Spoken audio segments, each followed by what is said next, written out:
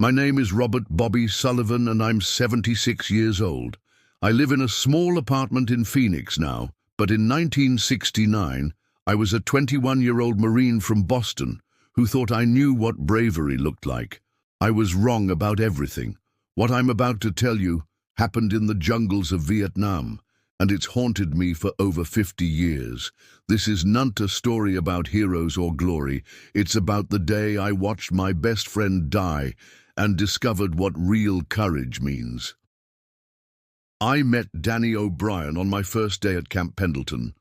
We landed in Da Nang in March 1969 and got assigned to Alpha Company, 1st Battalion, 9th Marines. The fighting was intense that year. The North Vietnamese were pushing hard, and we were losing ground faster than anyone wanted to admit. Our job was search and destroy missions, hunting enemy forces in the dense jungle west of the city.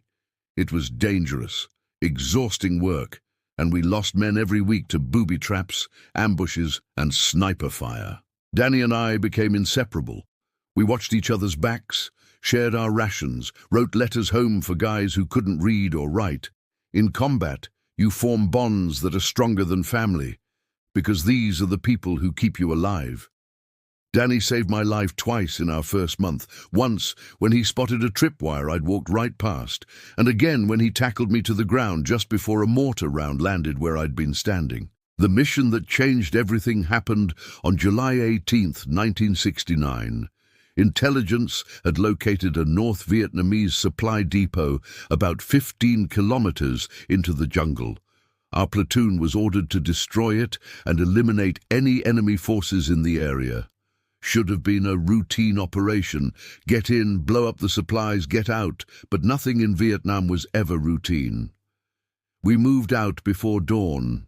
28 Marines cutting through jungle so thick you couldn't see 10 feet in any direction. The heat was oppressive, humidity so thick you could barely breathe, and insects the size of small birds that bit through your uniform.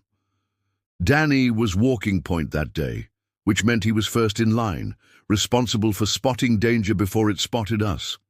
It was the most dangerous position in the patrol, but Danny volunteered because he had the best instincts of anyone in the platoon. We'd been walking for about 3 hours when Danny suddenly raised his fist, the signal to stop and take cover.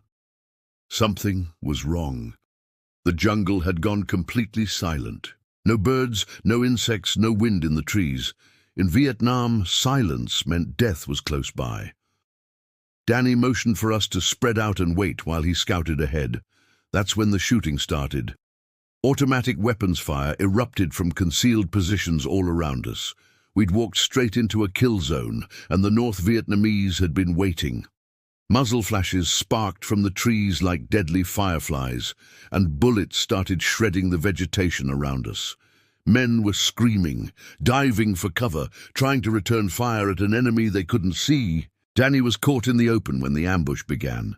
He hit the ground and started crawling toward a fallen log, but he was taking fire from multiple directions. I could see tracer rounds kicking up dirt inches from his head.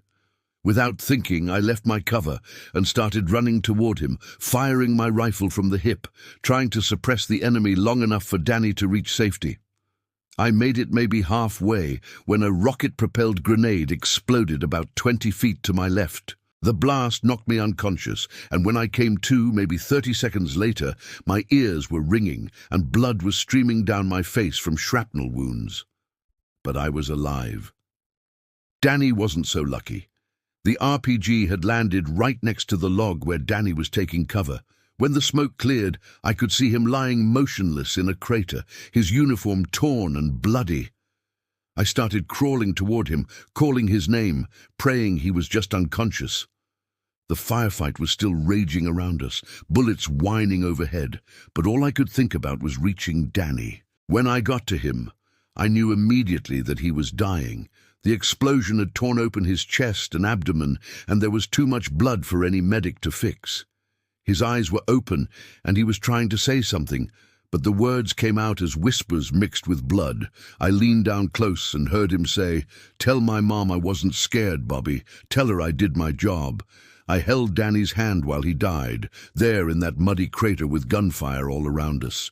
It took maybe 5 minutes, but it felt like hours. I watched the light fade from his eyes, felt his grip loosen, and something inside me broke that has never been repaired.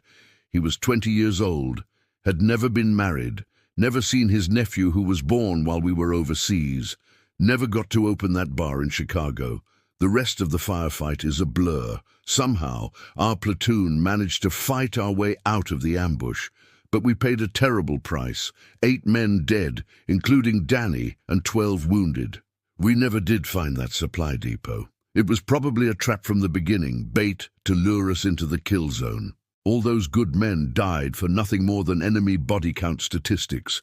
I carried Danny's body back to the landing zone, where the helicopters picked us up. His weight on my shoulders felt like the whole world pressing down on me. During the chopper ride back to base, I stared at his face, memorizing every freckle, trying to figure out how I was going to write a letter to his mother, explaining that her son had died in a jungle on the other side of the world for reasons that nobody could adequately explain. The letter took me 3 weeks to write. How do you tell a mother that her boy died bravely when bravery seems like such an inadequate word? How do you explain that he saved other men's lives when it couldn't save his own? How do you describe the kind of courage it takes to walk point day after day, knowing that every step might be your last? I finished my tour in Vietnam, came home in early 1970, and tried to forget what had happened in that jungle. But you don't forget watching your best friend die. You carry it with you forever, like shrapnel that's too close to vital organs to remove. Some nights I still wake up hearing Danny's voice, still see his face in that crater, still feel the weight of his body on my shoulders. For years, I blamed myself for not being faster, not being braver, not somehow saving him. It took decades of therapy and the love of a patient wife to understand that survivor's guilt is just another casualty of war. Danny didn't die because I failed him.